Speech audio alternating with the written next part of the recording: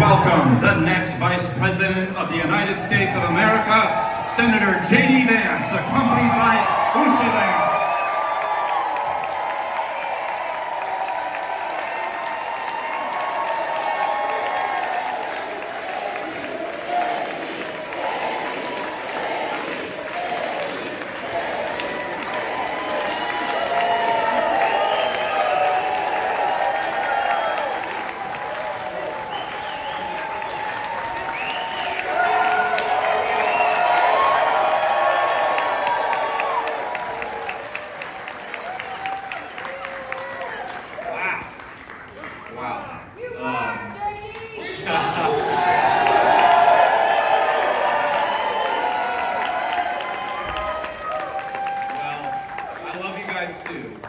Just because we're in Middletown, I can say that, right?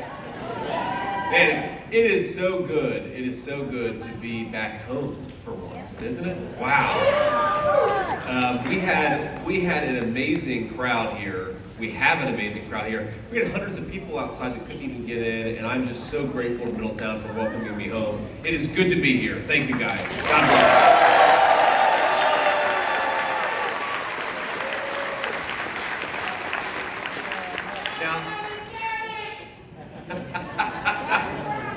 Where can I get a good fried bologna sandwich right now? All right, this is the guy who makes it. All right, before we get started here, I have to say a few things. First of all, I want to take a moment to thank some outstanding Republican leaders that we have today. If you can stand and be recognized, I'd appreciate it. Attorney General Dave Yost. Where's Dave? Okay. The great Congressman representing Middletown, Ohio, Warren Davidson. Where's Warren?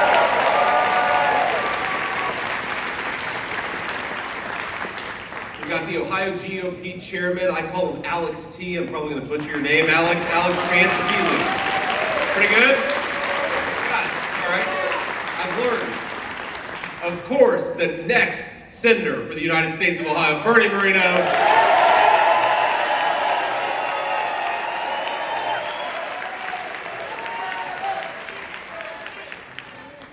Don't get too excited. This is my event, not Bernie's event.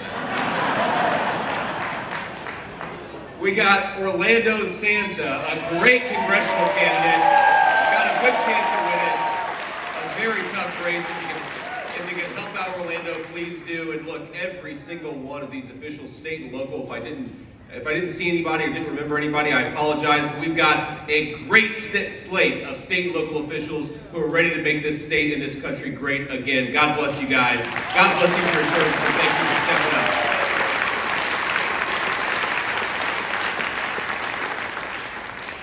I gotta say hello, Middletown, Ohio. Hello to the great Middletown Middies. I'm so grateful to be here. I'm so grateful for this turnout. You know, so many of you know my story, but I graduated from Middletown, Ohio School in 2003, 21 years ago.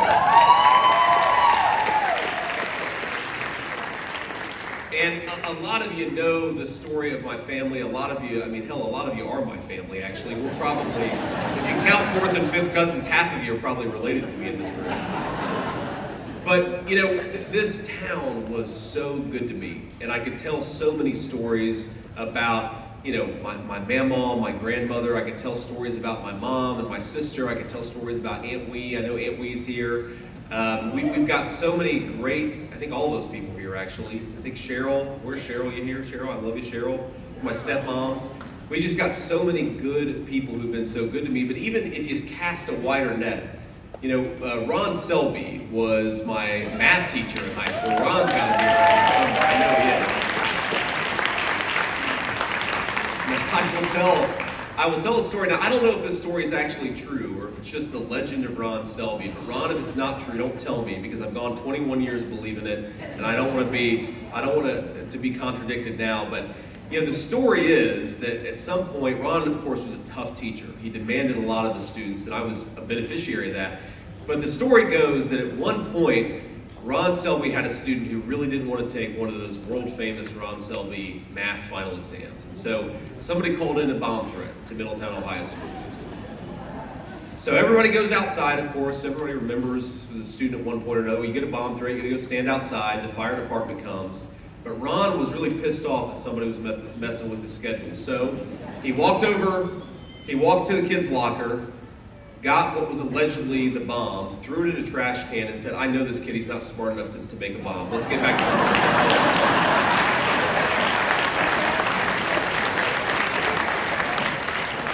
That's the legend of Ron Selby. I could go through half an hour and longer just talking about so many of you who made me who I am, and I'm so grateful to you.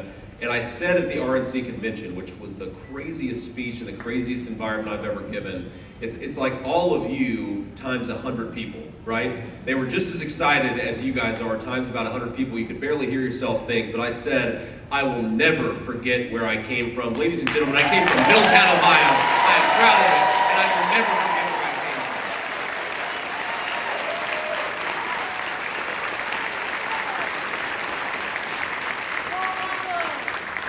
from. And in fact, I might make the Secret Service take me to Central Pastry afterwards to get some. I'm dead serious. They get nervous. They do not like unexpected. And I love Milton's too, of course. Both. I love both. But Milton's has expanded a little bit. I feel like you can get Milton's not just at the place that's there on what is that, Roosevelt? I feel like you can get Milton's anywhere now, or at least a lot of other places. So it's cast a wider net. Anyway, we're gonna talk about donuts all day. You can tell what I skipped lunch, so my mind's on donuts here. But I'll tell you another story. My mamaw was just an incredible woman, and a lot of you knew her, and a lot of you knew her personally. And I talked at the RNC convention, and I'll repeat this story just because I think it illustrates how tough she was. That, mamaw died in 2005, and I was a United States Marine at that point, and I was just about to leave for Iraq. And when Aunt Wee and the rest of us went through her things, they discovered 19 loaded handguns in mamaw's. That is not a made-up fact.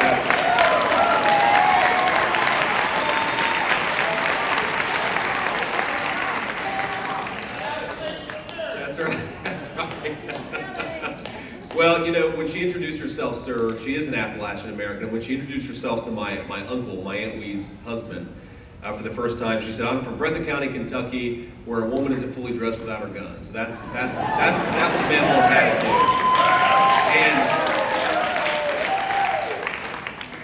And she was tough, and she was disciplined, and she is the reason why I've had so many of the good opportunities that I've had in my life. But people don't realize she was an incredibly sweet and kind and caring person too. And I'll never forget, I was probably 10 or 11 years old, and she picked me up from school. And there was just this very, I'd never seen this person. She was probably 14 or 15, young girl who was sitting in the back of the car, and she was clearly a little freaked out. And I'm gonna get emotional telling this story, and I don't think that I've ever told this story before, but, mamaw said, I said, who is this person, who's in her car? And mamaw said, don't worry about it, none of your business. And I said, okay, shut up.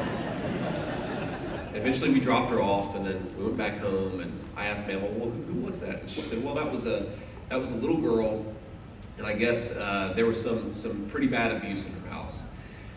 And when that little girl ran away from home and tried to find a safe space, she asked, where can I go? And everybody said, you can go to Bonnie Vance's house. And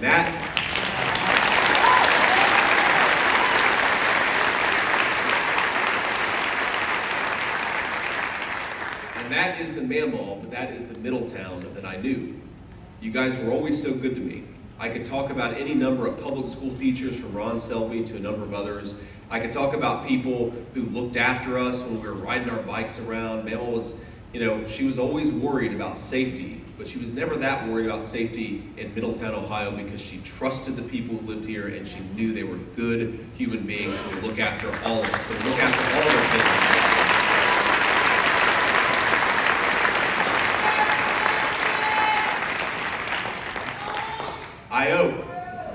Now, I got to be careful about that, because Michigan is one of the most important battleground states. So I cannot give the state of Michigan any reason to vote against the Trump-Vance ticket. We got to work hard for every single vote.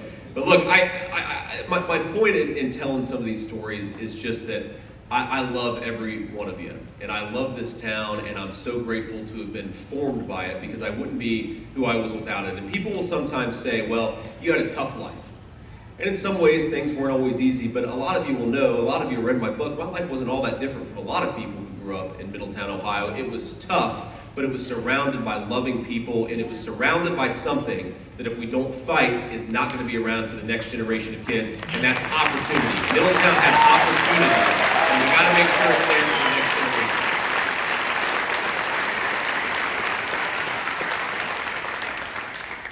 You know, when President Trump asked me to be his running mate, I really had no idea what was coming. What happened is, I left my home in Cincinnati, so we live not too far from here, about a 35-minute drive, 45 minutes depending on traffic, and we went to Milwaukee on Monday morning, and I had no idea. I thought maybe he was going to ask me, but I thought I might ask somebody else. There were a lot of good guys running. Marco Rubio, a dear friend of mine, a really great public servant, a number of other folks as well. So I had no idea what was coming. And when the president called me and asked me, he said, would you like to run as my vice presidential running mate? I said, well, yeah, of course. Right? When he come all this way to say no. But he did something that was really amazing afterwards. He said, well, what do you think about this statement I'm about to put out? Of course, he put it out on social media. It's one of the things I love about President Trump is that he speaks directly to people. He doesn't allow a bunch of consultants to filter him. He is who he is, and that's why I love him so much. But he's talking about this statement, and I've got him on speakerphone, and my kid's in the background, my 7-year-old son. We've got 3 kids, and our 7-year-old is our oldest. His name is Ewan. And Ewan is talking in the background of Pokemon or some other God-forbidden subject. I'm like, son, I love you, but could you please, it's the most important phone conversation I've ever gotten. So please stop talking about Pikachu for 1 second. Let me take his phone call. And my son comes over to the phone, and the president hears him, and President Trump says, who is that? And I said, that's my 7-year-old son. And he says, well, put him on the phone. I'm like, oh, God. Here it is. He's going to offer it and take it back because my 7-year-old is going to say something really weird right now. And he reads off the statement. He reads where he talks about my military service and my business background. He says, young man, what do you think about that? Do you like what I said about your dad? And my son goes, girl. And that's it. That was the endorsement he needed. The statement went out 3 minutes later.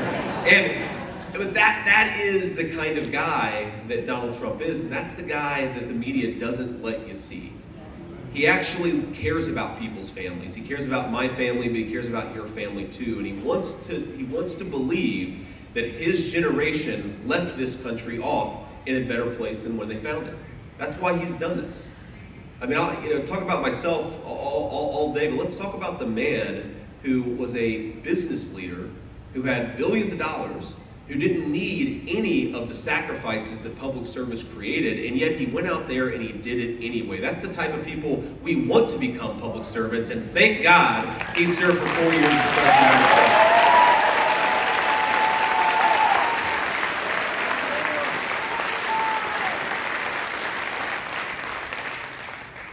And now, ladies and gentlemen, after 4 years of Joe Biden's presidency, or whoever actually is calling the shots in Joe Biden's White House, are we ready to re-elect President Donald J. Trump again?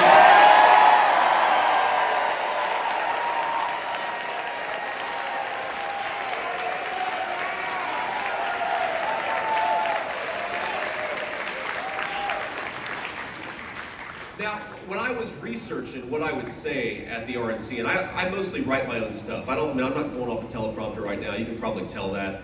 The president actually came up. He called me right before I went on and gave my speech, and he said, "JD, you're going to do great. Just give me a little pep talk. You're going to be wonderful. The crowd out there is great. Just go out there and speak from your heart." And I said, "Sir, that's right. That's exactly what I'm going to do. But got to be honest with you. If I totally screw it up, it's too late. No take-backs, right?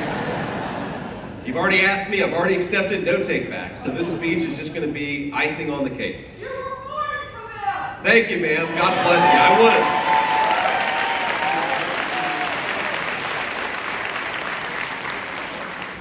But here's the thing. I was researching what I was going to say about the president, and I realized that over a lifetime of business leadership, and then of course a few years of public service, The country has made a lot of stupid decisions, and President Donald Trump was right about every single one being a mistake. And just...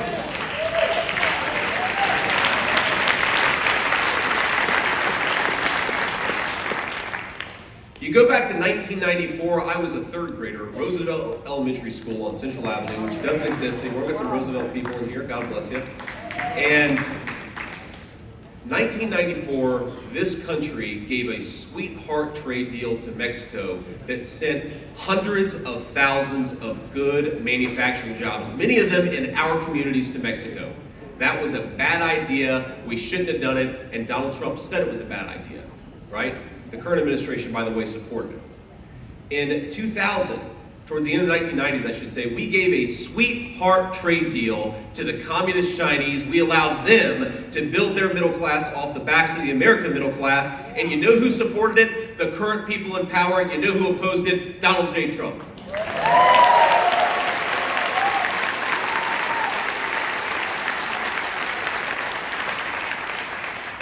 And in 2003, and look, it was Republicans and Democrats, a lot of people supported this. I'm not just beating up on the other side.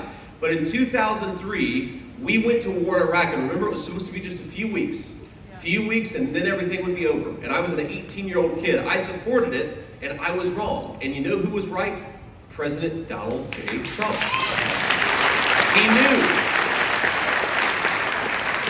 He somehow knew, even though he was a real estate developer in New York, that this thing would become a quagmire. It would cost thousands of lives and trillions of dollars.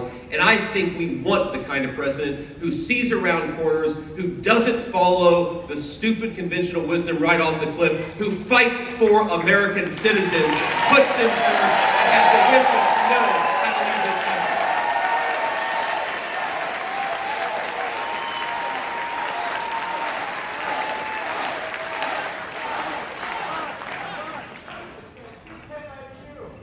That's right. He probably does have an IQ of 210, but don't tell him that. Don't tell him that.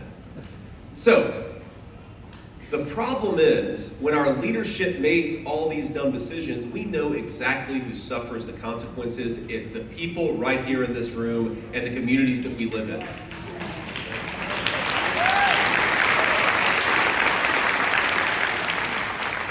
So I want to say, and I know there's some TV cameras here, and I'm sure this rally is being covered in any number of media channels. I want to talk about the future, and I want to talk about what President Trump and Vice President Vance ticket will mean for the American people, who we're going to fight for, and how exactly we're going to do it. So let's start with who we're going to fight for. Number one, we're going to fight for every single worker in this country. If you work hard and play by the rules, you ought to be able to put a good dinner on the table and send your kids to whatever vacation and whatever school you want to. Work hard and play by the rules, you get a good life. It's that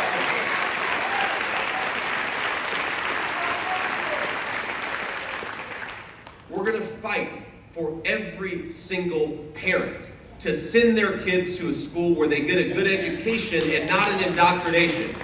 Right?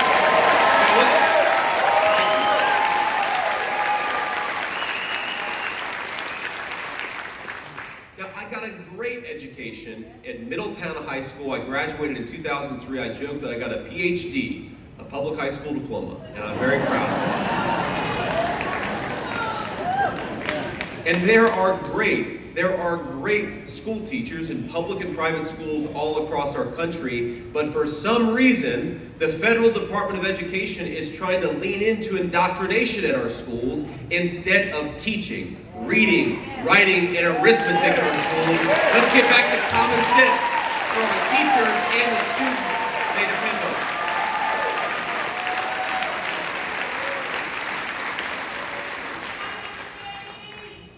God bless you, sir. Now look, we fight for the grandmothers who are raising the grandfathers and the aunts and the uncles who are raising a generation of grandkids that they didn't expect to raise. That is who we represent, and that is who we fight for.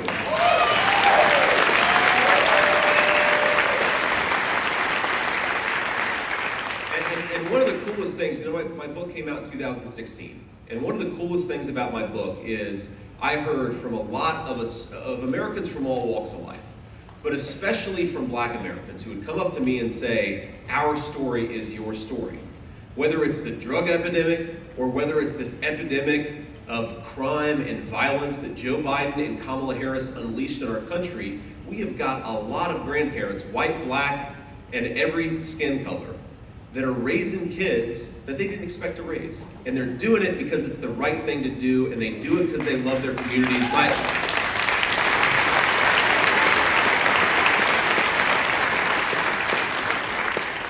My message to them is simple. I will fight for you, because if it wasn't for a grandma like that, I would not be standing here today getting to run as your next Vice President of the United States.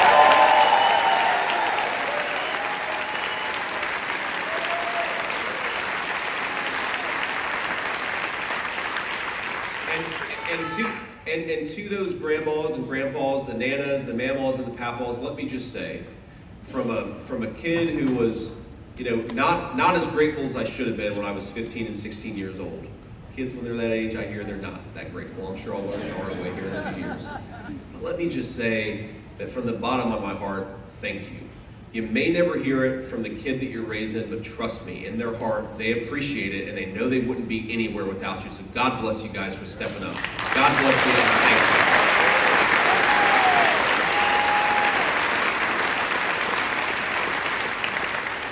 We're going to fight for the energy worker in this country who doesn't understand why Kamala Harris and Joe Biden want to buy energy from tin pot dictators all over the world, but won't buy it with our own citizens, from our own citizens, and from the hands and from our own land.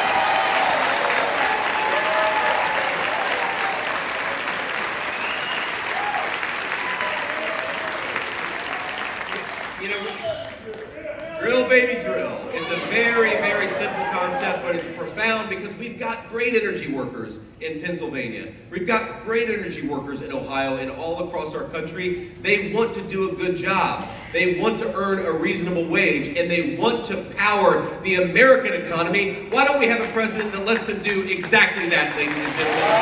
Unleash American energy, drill, baby, drill, and let's turn the page on this craziness.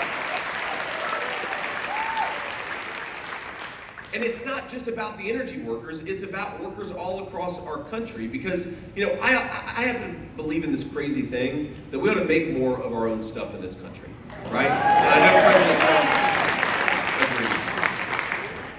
But think about this, you know where 95% of the ibuprofen, Advil, 95% of it, you know where it's manufactured? China.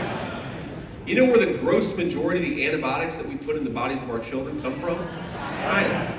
Now, I don't know if you were alive the past 5 years, but do you remember maybe why we shouldn't trust the Chinese attitude towards public health?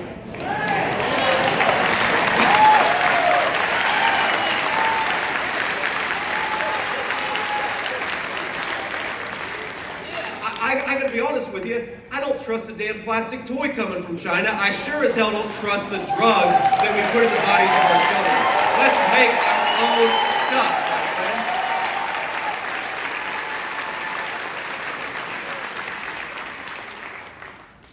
You can't manufacture anything unless you've got low-cost energy, which we've got it. We are sitting on the Saudi Arabia of natural gas. The next 100 years, we could be energy dominant, which helps our people pay lower energy costs. It helps our citizens who work in the energy sector, and it helps our manufacturers make more of our own stuff and become more self-reliant in our own country. It's a win-win. We just got to get the current crop of crazies out of there and replace it with President Trump.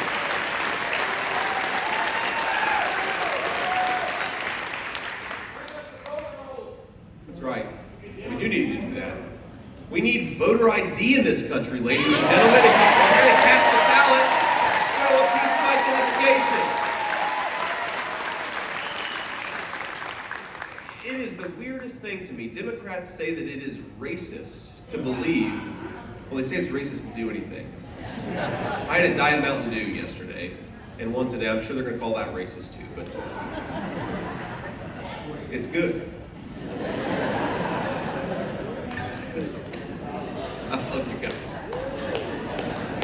But they These people were telling jokes up in the front row. You guys might not be able to hear it, but I'm getting caught up in it. But look, here's the very simple thing. We believe that we want to make more of our own stuff, and we believe that we want to have secure elections, and we believe we want to have schools that don't indoctrinate our children. That's not racist, ladies and gentlemen. It is common American Middletown sense. And I'm proud to be from this town and take the wisdom from it.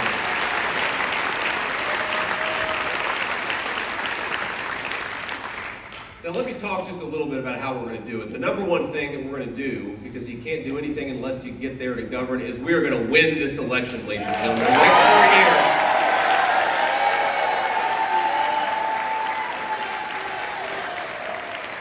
next 4 years, over the next 4 years, we are going to do a lot of good for people all over this country. Well, sir, let's not get ahead of ourselves. Knock on wood, we got to win this race first. But to get there, the next 4 months, we've got to do everything that we can. And I'd ask you, all of you, if you can find something to do to get involved, please do it. There are doors that we can knock on. There are people that we need to deliver to the polls. There are people who are going to vote for President Trump and Vice President Vance and for Bernie Moreno, but we got to get them to the polls, all right? So that's one thing you can do, is remind your friends to get out there and vote and make sure they get to the polls. The second thing that we have to do is push back on every channel that we can. The media is never going to be fair to President Donald J. Trump, but you're going to be fair. So use the voice that you have. Use it on Facebook and Instagram. Go on social media and actually make the case for President Trump and Vice President Vance. That is the thing that every single one of you can do. And if you take the people in this room and you magnify it by 100, which you can do with your own platforms and your own voices, that is way more powerful than the lying media and the corrupt Democratic establishment. Let's get to work, ladies and gentlemen. Let's win this thing.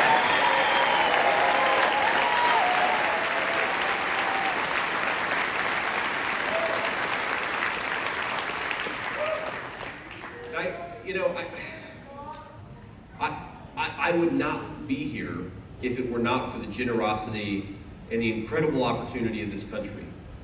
And I just want every single kid, every single parent to know that because they live in America, they can dream big dreams. I remember, my friends, so many moments in Middletown, Ohio, riding my bike down, Central, which Mama was kind of okay with, and then down University, which she was not okay with. If you got kids and you live in this town, you know what I'm talking about. But I just remember looking to the future.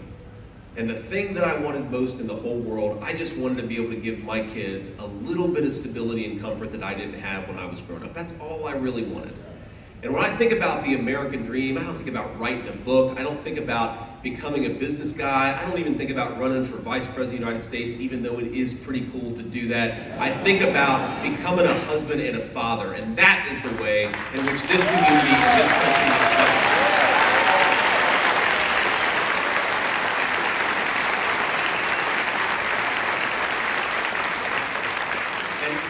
And while we're talking about it, did my wife do a good job the other night?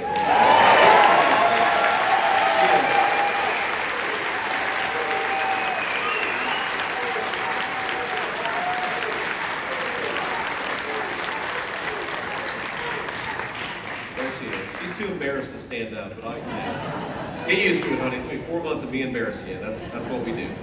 But I just think, when I consider how good this country has been to me, I just think about how much I owe to it. That gratitude should come with a sense of responsibility. And when I think about Kamala Harris, who I guess is our vice presidential candidate officially, but I guess she's going to run for president now because Joe Biden dropped out of the race.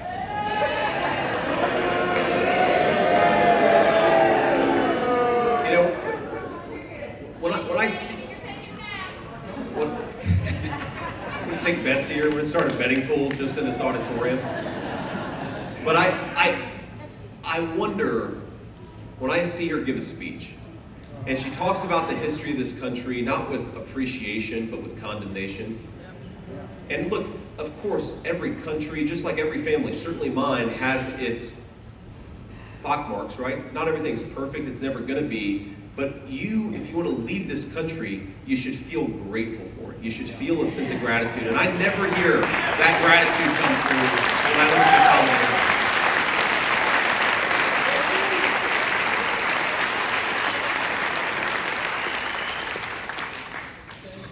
And that's what we've got to do. Fundamentally, you're going to agree, hopefully, since you're here, you're going to agree, hopefully, with most of what President Trump and I want to do. We want to.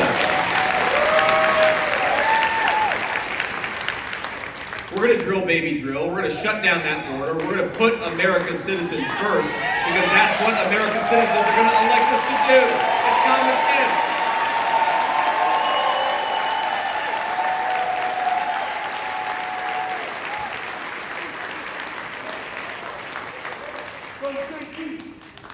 Thank you, sir. But even when you disagree with us, nobody's ever perfect. No politician is perfect, certainly not me. But you deserve to be led by people who are grateful for the community they came from, who are grateful for this country and its boundless opportunities, who are grateful for the service of our veterans and the people who put their lives on the line, from police and firemen on down.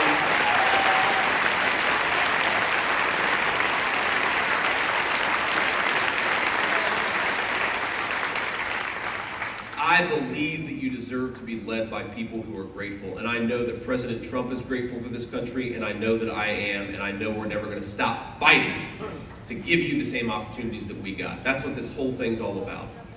Now, look, I'm going to go really off script here, and all my communication staffers back there are going to get a little nervous. I was hanging out with my kids yesterday. We're actually swimming at the swimming pool, and somebody brought over their phone and showed me the news that Joe Biden had announced he was dropping out of this race. And look, I don't like Joe Biden, and I don't like his policies, and I'm not a Democrat primary voter. I never have been, and I never will be, unless something goes really wrong, ladies and gentlemen. But look, what is going on in this country is absolutely disgraceful. Let me get a little philosophical here. I imagine most of you did not vote for Joe Biden. If you did, welcome aboard. We're glad to have you. But if you want to run for president, you've got to make your case to voters. You make your case to voters. That's what President Trump did, even though he had already been the president. And even though he was by far the most popular person in the Republican Party, he ran for the Republican presidential nomination. He faced some good competition, and he made his case to voters. The idea of selecting the Democrat Party's nominee because George Soros and Barack Obama and a couple of elite Democrats got in a smoke-filled room and decided to throw Joe Biden overboard, that is not how it works. That is a threat to democracy, not the Republican Party, which is fighting for democracy every single day.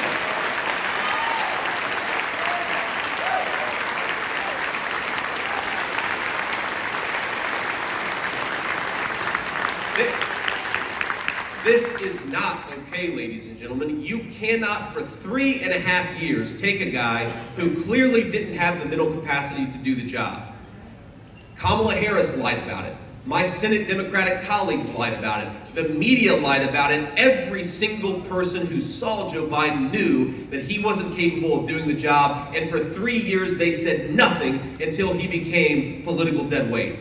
That is not a way to run a country. That is not a way to run a political party. That is an insult to voters. And so,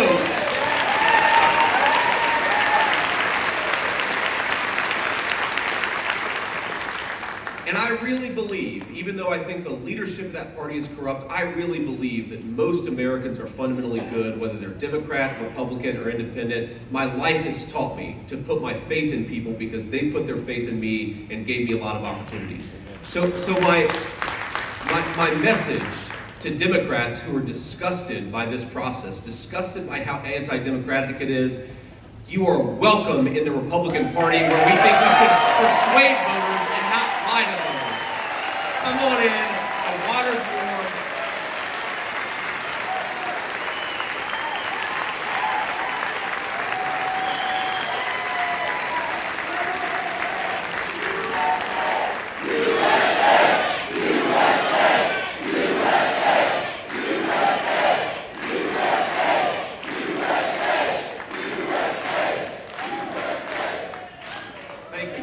I just, loves you, JD. we love you too, man. God bless you. I just gotta say, this entire system of ours is about, you gotta persuade voters. You gotta win their votes. You don't decide who the president is in smoke-filled rooms with billionaires and senior elected officials. You let the people decide. That's what we believe in this room, and that's what we're gonna fight for. I promise.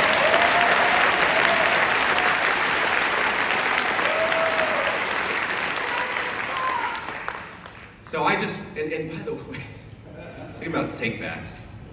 I was told I was going to get to debate Kamala Harris, and now President Trump's going to get to debate her. I'm kind of pissed off about that, if I'm being honest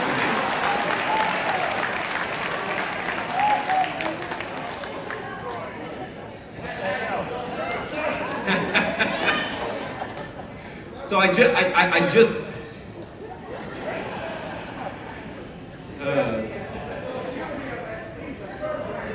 So I just want to say to Middletown and a lot of forgotten communities all across our country, because we really have been forgotten in Middletown, Ohio.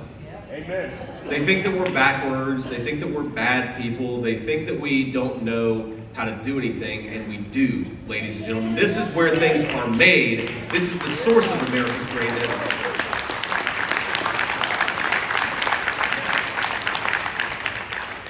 I just want to say, I promise you this.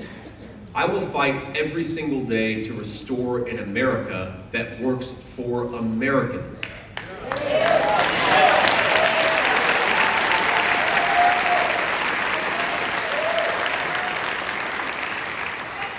I will fight for policies that lower the cost of your groceries, lower the cost of your housing, make life more affordable, not less affordable as it has been under the Democrats. I will fight for energy policies that make it easy to heat your home in the winter and cool it in the summer, because I live with a mamaw who's sometimes worried whether there is money enough to heat the house in the winter.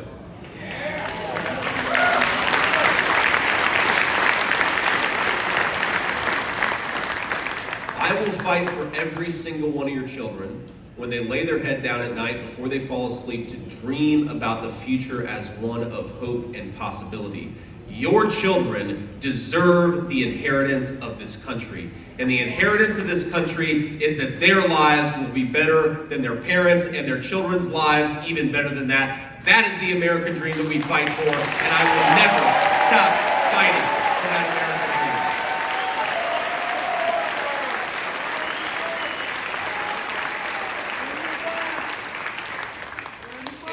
And I really believe this, my friends. The best way to do it, the best way to bring energy and food and housing costs down, the best way to seal that border and stop the fentanyl and the poison from coming into our communities, the best way to bring common sense back to our education system and our foreign policy is to re-elect Donald J. Trump, President of the United States.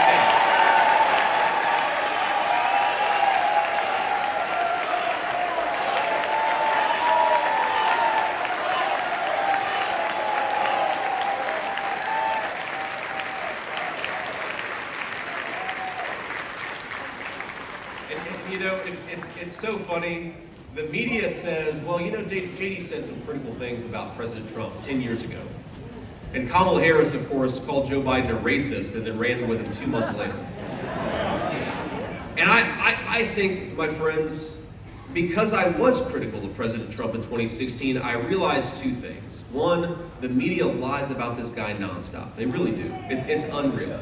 He's a good husband, he's a good father, good grandfather. All of his family from Melania on down, they love the guy.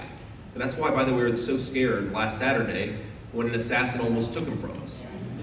But he cares about human beings. He is not the caricature or the lie that the media has told you that he is. He is a person who believes this very simple thing, and they call him a radical for it, but it happens just to be common sense. His radical idea is that America should make more stuff in its own country for its own citizens, and that the American nation belongs to the American people. Let's re-elect Donald J. Trump. Let's get this country back on track. Middletown, I love you. I wouldn't be here without you, and I will never forget where I came from. Go Minis, and God bless you guys. Thank you.